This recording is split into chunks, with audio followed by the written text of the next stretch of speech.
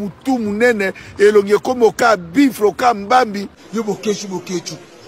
outa mboka mnoro solo ta mutu munene elonge mabena lekio na boga il est très matama minelo ka baboka malemba zoba moko boye tala mutu munelo ka eseke zozo nga marche d'arrière da rond-point ngaba en tout cas trop c'est tout et le pied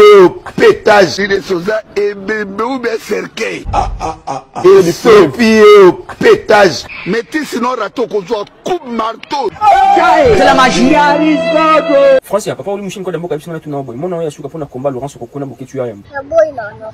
diko papa ti uza mbrota bilu bano ya suka pona boketu la babe boketu do te pa oh ah bon oh kwani boy si na pa boy na ba po oh